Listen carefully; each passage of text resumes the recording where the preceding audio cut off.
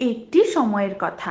এক গ্রামে বাস করত এক বুড়ি আর তার ছোট্ট নাতনি ঝিলিক। বুড়ি ছিলেন গ্রামের সবচেয়ে জ্ঞানী নারী, আর ঝিলিক ছিল তার আদরের নাতনি। দুজনেই গ্রামবাসীর কাছে প্রিয় ছিল। তাদের দিনগুলো কাটত গল্প আর হাসি আনন্দে।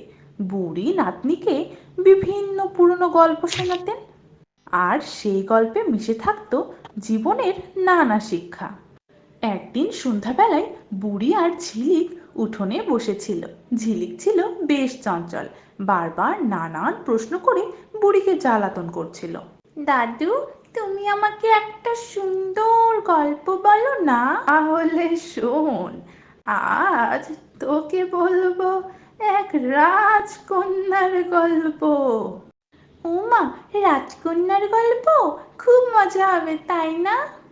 হ্যাঁ রে, এই গল্পটা খুব মজার আর শিক্ষণীয়। এক রাজকন্যা ছিল খুব অহংকারী, কারো কথা শুনতো না। তবে একদিন এক বৃদ্ধা তাকে শিক্ষা দিতে এলেন। রাজকন্যা প্রথমে সেই বৃদ্ধাকে অবহেলা করেছিল, কিন্তু পরে তার কাছ থেকেই রাজকন্যা জীবনের বড় শিক্ষাটা পায়। কিন্তু দাদু, রাজকন্যা কি আসলেই কিছু শিখেছিল? হ্যাঁ রে, শিখেছিল।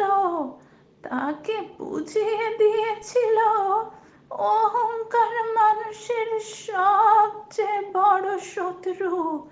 তাই আমাদেরকে নম্র হওয়া উচিত। আমিও অহংকারী হব না দাদু, আমি সব সময় নম্র থাকার চেষ্টা করব। বুড়ি ঝিলিকের মাথায় হাত বুলিয়ে দিলেন। তাদের গল্পের সন্ধ্যা যেন শেষই হতে চায় না। কিছুক্ষণ পর ঝিলিক আবার প্রশ্ন করলো, দাদু, তুমি কি কখনো রাজকন্যাকে দেখেছো?